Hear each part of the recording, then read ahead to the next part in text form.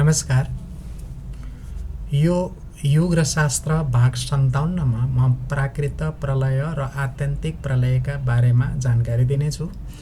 जस्ताको तस्तै विवरण राख्दा कतिपय कुरा दोहोरो पर्दछन्, यसैले चरणबद्ध रूपमा सार खिचेर प्रस्तुत हुनेछु। कतिपय कुराहरू भने म जस्ताको तस्तै राख्नेछु। पहिला मूल सिद्धान्तका कुरा गरौँ। जब पञ्चमहाभूतको प्रलय हुने समय अथवा प्राकृतिक प्रलयको समय आउँदछ, तब अनादि तथा अनन्तकाल स्थूल र सूक्ष्म द्रव्य एवं गुणरूपी यो सारा व्यक्त वा देखिने सृष्टि अव्यक्त वा नदेखिने तत्त्वतिर अर्थात् यी कुराको मूल तत्त्व वा कारणतिर तानिएर जाने गर्दछ। प्रलयमा प्रलयको कारण उपस्थित भएपछि पञ्चभूतको मिश्रणबाट बनेको ब्रह्माण्ड आफ्नो स्थूल रूपलाई छाडी कारण रूपमा गएर मिसिन्छ र घुलमिल हुन्छ। यो प्रलय हुँदा सबै देखिने कुराहरू नदेखिने कुरामा गएर विलीन हुन्छन्। दैनन्दिन प्रलय सकिएपछि ब्रह्मा पुनः सृष्टि गर्न सुरु गर्दछन्। यसरी नै उनका 100 वर्ष बित्दछन् र उनको आयु पनि पूरा हुन्छ। त्यसबेला जुन महाप्रलय हुन्छ त्यसैलाई प्राचीन महर्षिहरूले महारात्रि पनि भनेका छन्। प्रजापति ब्रह्माको आयु 2 परार्धको हुन्छ। उनी यतिसम्म मात्र अस्तित्वमा हुन्छन्। यसपछि परमेष्टि ब्रह्माको प्रतिसर्ग हुन्छ। स्वर्गको उल्टो प्रतिसर्ग, स्वर्ग भनेको सृष्टि, प्रतिसर्ग भनेको प्रलय। जसरी हावाको झोक्काले गर्दा बत्तीको ज्योति शान्त हुन्छ, त्यसरी नै प्रतिसर्गमा ब्रह्मा शान्त हुन पुग्दछन्। त्यसबेला जब अव्यक्तमा महत विलीन हुन्छ अनि महदादि सबै महेश्वरमा विलीन हुन पुग्दछन्, तब गुण पनि साम्य हुन पुग्दछ। यसैलाई ब्रह्माको नैमित्तिक प्रलय पनि भन्ने गरिन्थ्यो। प्राकृतिक प्रलयको पहिलो चरणको कुरा अब म गर्दछु। यसबेला पृथ्वीमा लगातार 100 वर्षसम्म डरलाग्दो किसिमले खडेरी पर्दछ। थोपो पानी पर्दैन, कसैले पनि अनाज पाउँदैन। त्यसबेलाका मानिस भोक र प्यासले पीडित भई एकअर्कालाई नै खान थाल्दछन्। यसरी कालको उपद्रवले पीडित भई बिस्तारै बिस्तारै सबै मानिस मर्नेछन्। यसपछि दोस्रो चरण सुरु हुन्छ। प्रलयकालको शक्तिले सूर्यको तातोपन अझ बढ्दछ र त्यसले 3वटै लोकलाई तताउन थाल्दछ। यसपछि प्रलयकालीन सम्वर्तक नामक सूर्यले आफ्नो कडा किरण मार्फत समुद्र, जीवका शरीर आदि सबैमा भएको अर्थात् पृथ्वी आदि सबैतिर भए जति सबै रस सोच्न थाल्नुहुन्छ। सूर्यले यसरी सोचेको रस अरू बेला वर्षाए जसरी पुनः पानी बनाएर वर्षाउनुहुन्न। यसपछि तेस्रो चरण सुरु हुन्छ। यस चरणमा शेषनाग शङ्कर्षणका मुखबाट आगोको कडा लपकाहरू निस्कने छन् र त्यसलाई हावाले लगी पाताल लोकदेखि जलाउन सुरु गर्नेछ।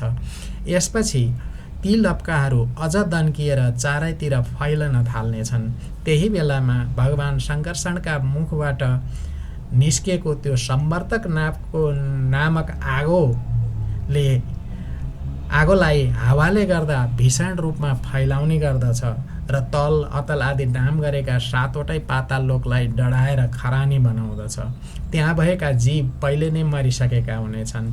तलबाट आएको आगोको लपको कडा राप र माथिबाट आएको कडा घामको रापले त्यसबेला माथि तल चारैतिरको यो ब्रह्माण्ड दन्दनी बल्न थाल्नेछ। यसरी बल्दा यो बलिरहेको गुइठा जस्तो देखिन थाल्नेछ।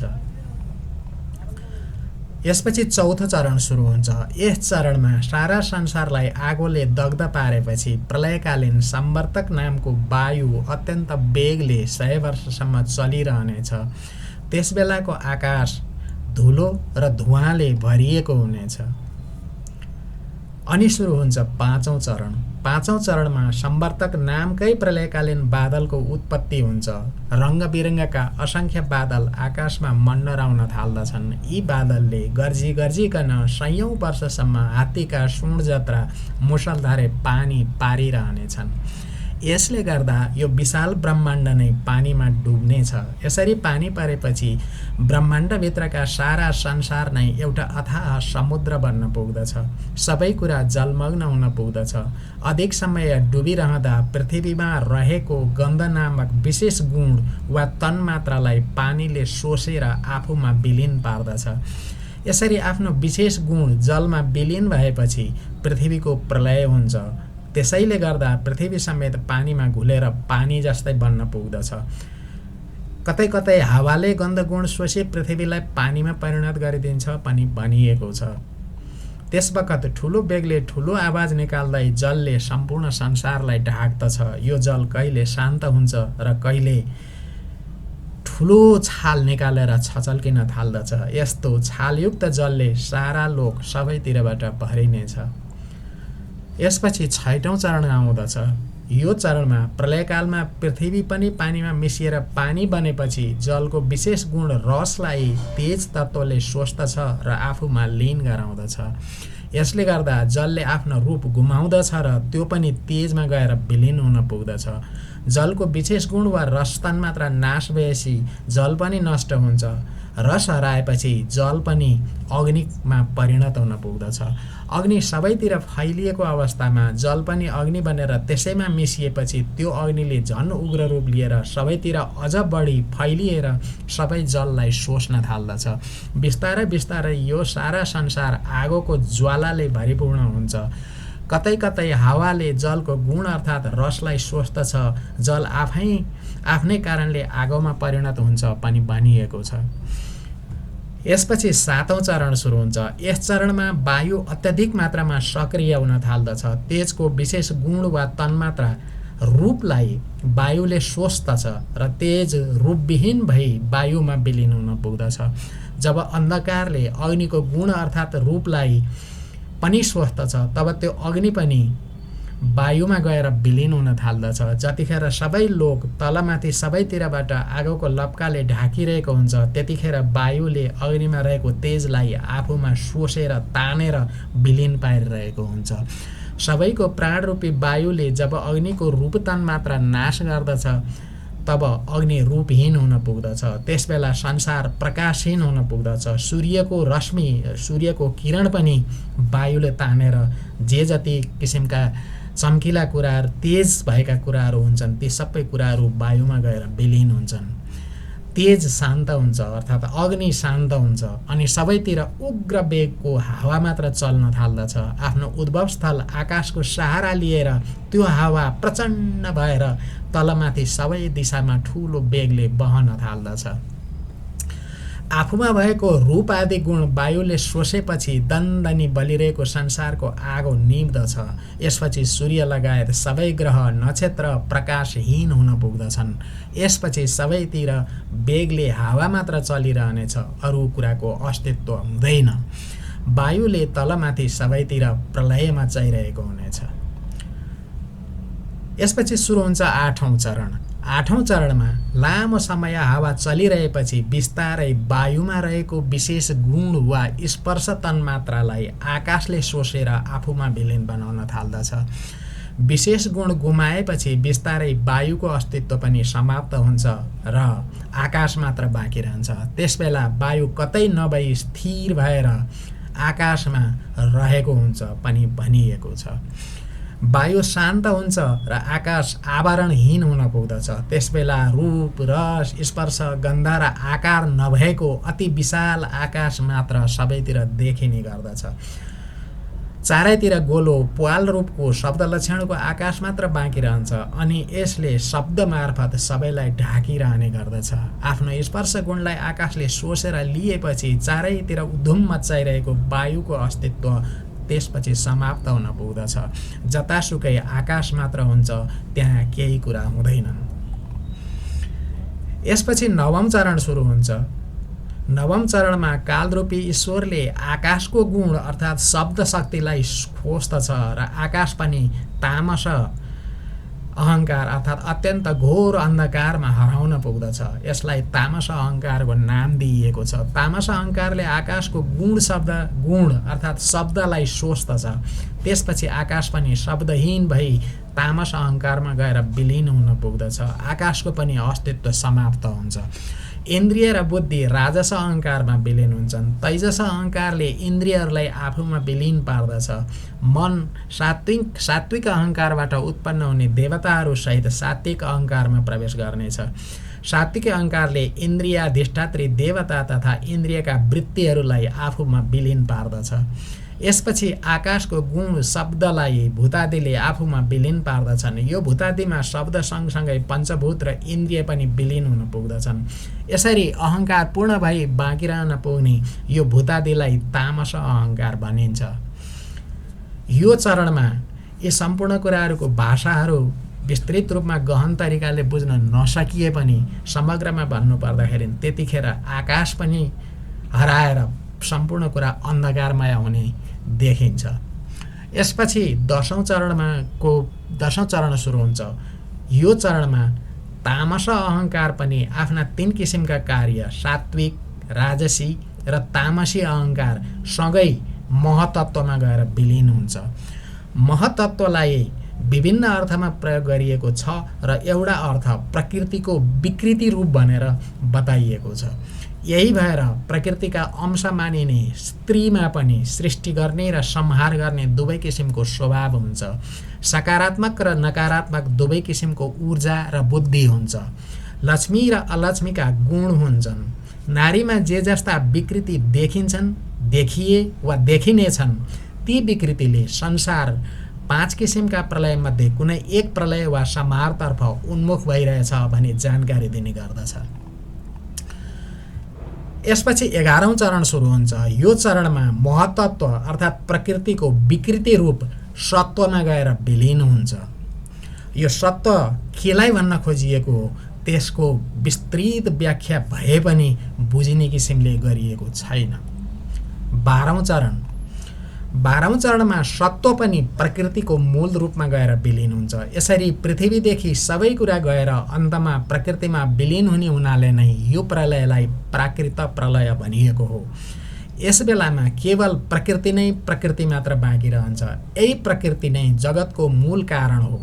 यो व्यक्त गर्न नसकिने, कहिलेदेखि सुरु भयो भनेर थाहा पाउन नसकिने, सधैँ रहिरहने र कहिल्यै नाश नहुने गुणको हुन्छ।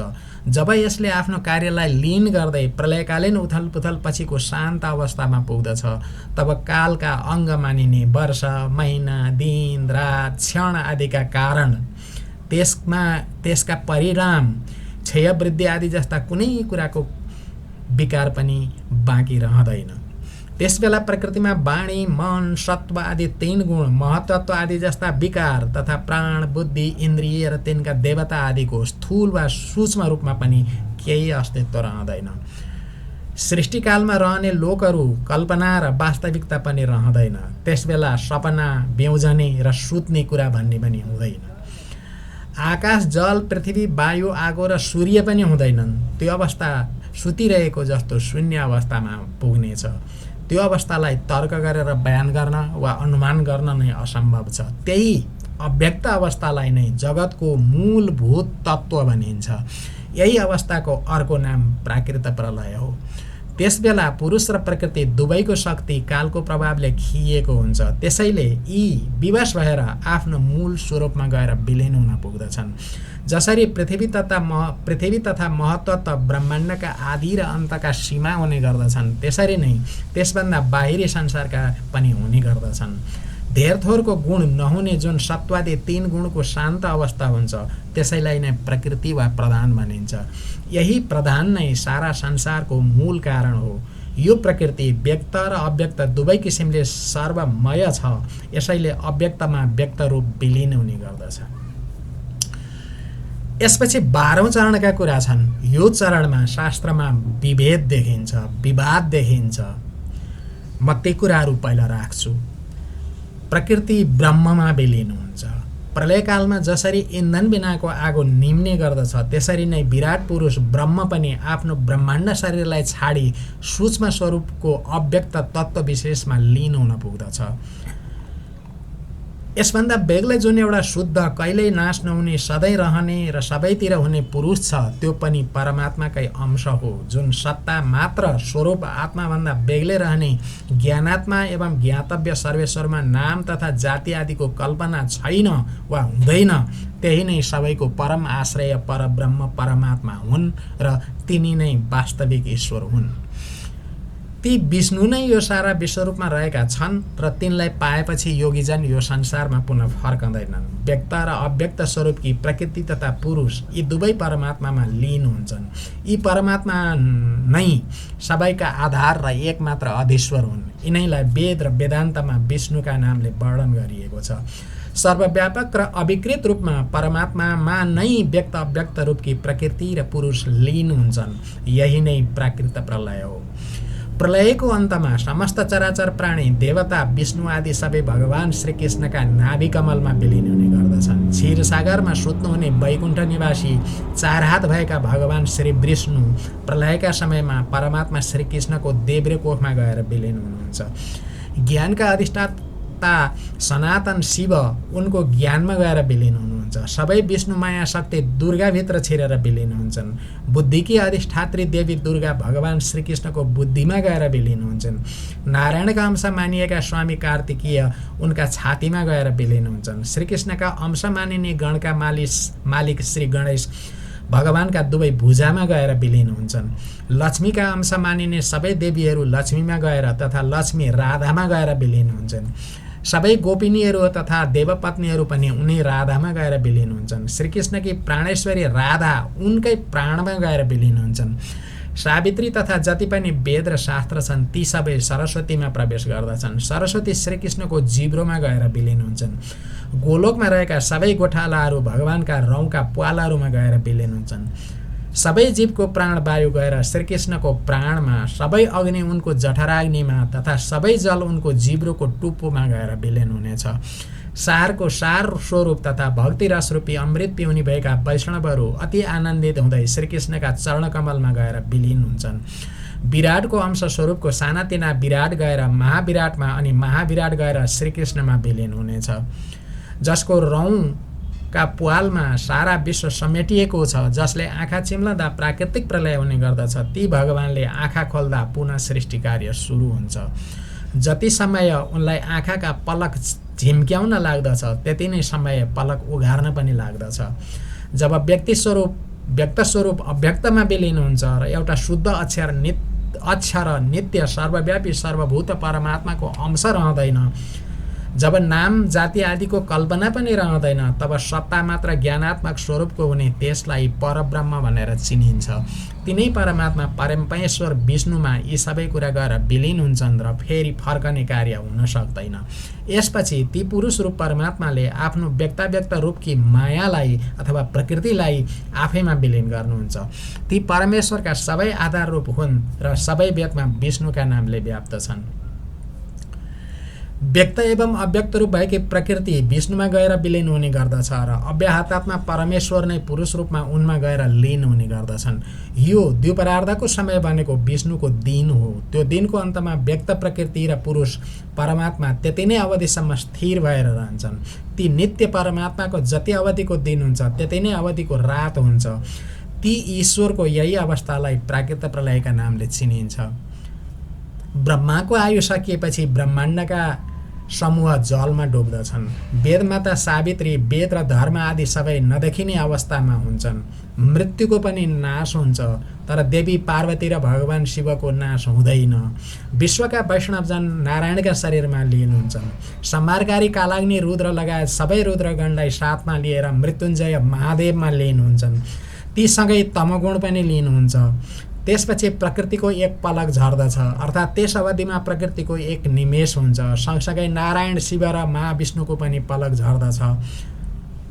निमेषको अन्तमा अर्थात् आँखा उगारेपछि श्रीकृष्णका इच्छाले पुनः सृष्टि सुरु हुन्छ। श्रीकृष्ण निमेषले रहित हुनुहुन्छ।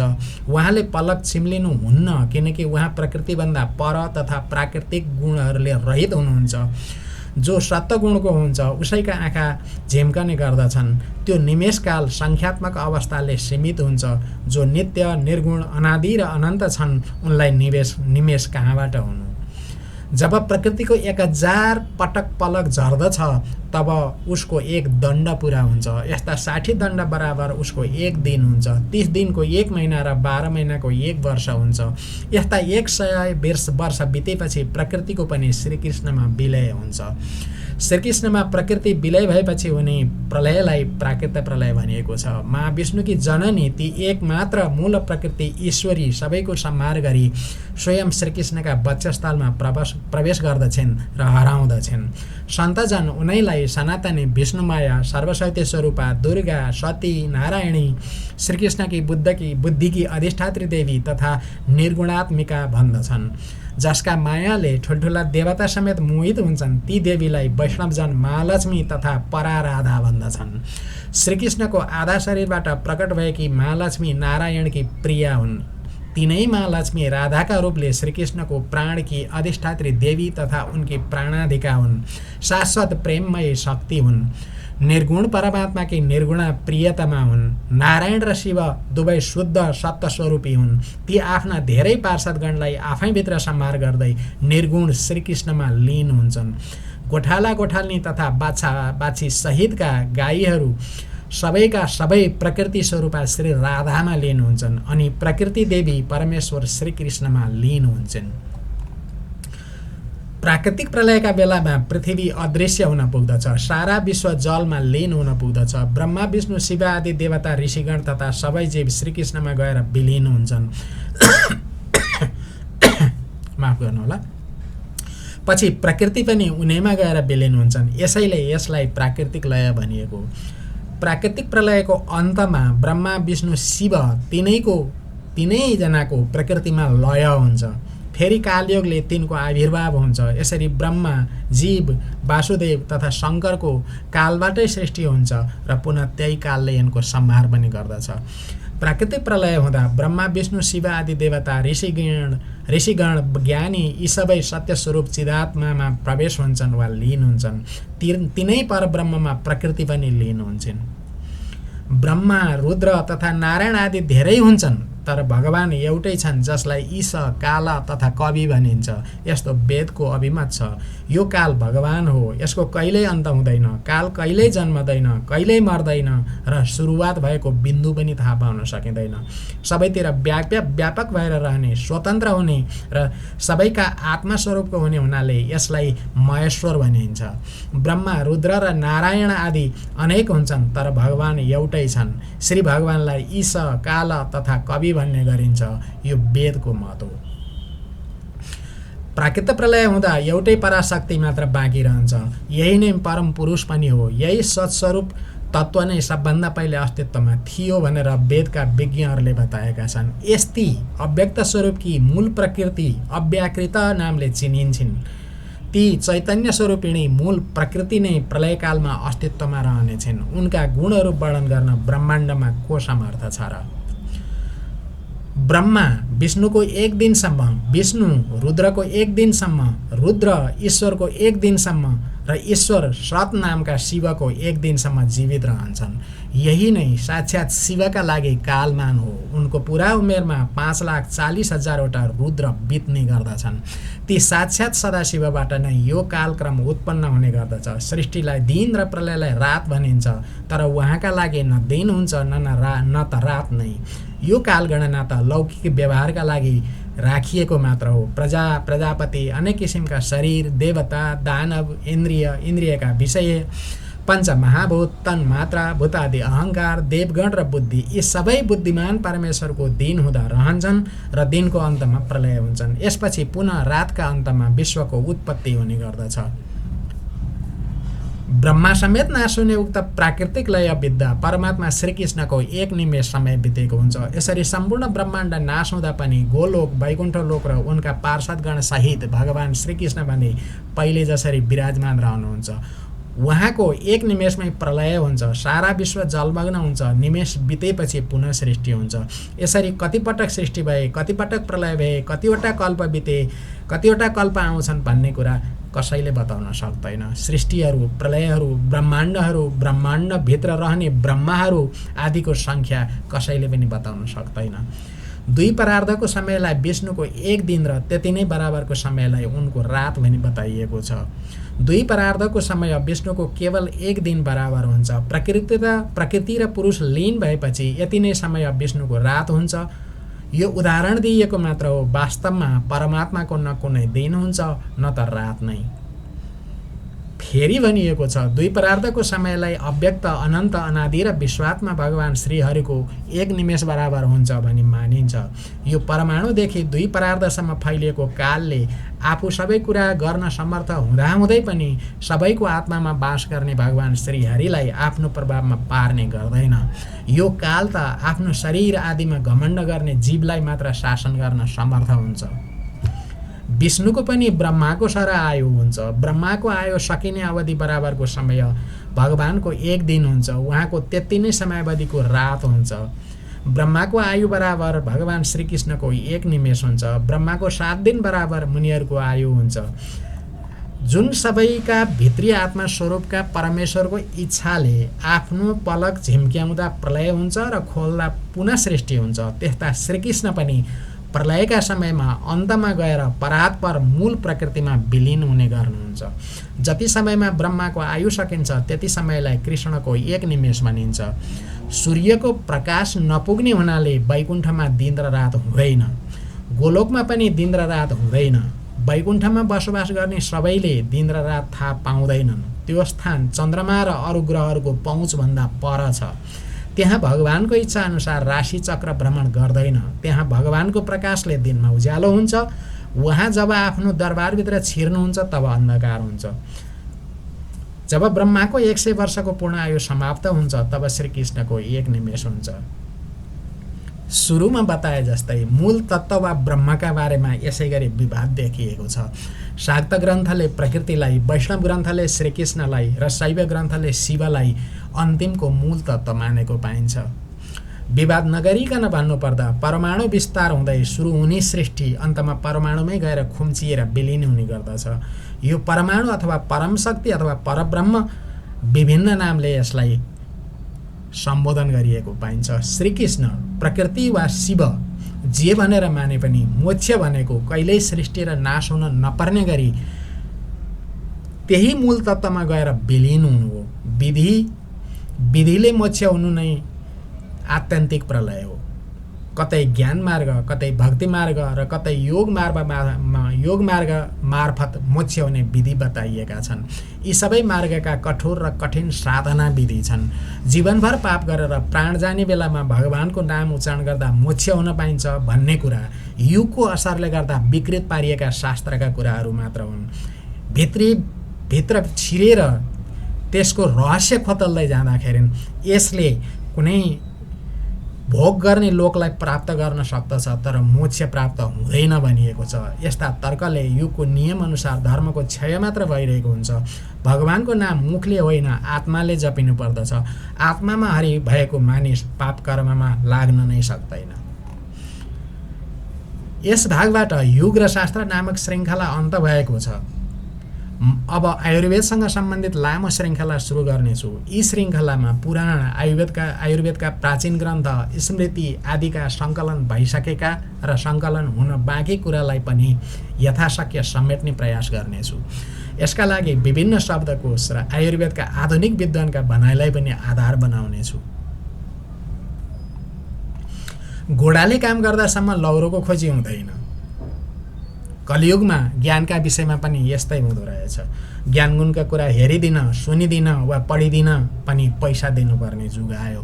कुनै न कुनै दिन यी कुरा कसैलाई अवश्य काम लाग्लान्। यसैले आफूले दशकौँ लगाएर सङ्कलन गरेको शास्त्रीय ज्ञानलाई निस्वार्थ ढङ्गले सामाजिक सञ्जाल मार्फत सबैलाई पस्किरहेको छु। म कुनै पण्डित वा वैद्य होइन, मात्र सङ्कलक हुँ। शास्त्र र आम नागरिकका बीचको अल्पज्ञान भएको एक हुलाकी मात्र हुँ। हस्त यो भाग र यो श्रृङ्खलाबाट बिदा हुन चाहे। केही समयपछि आयुर्वेद नामक श्रृङ्खला लिएर पुनः उपस्थित हुनेछु। नमस्कार। सबैको सधैँ कल्याण होस्।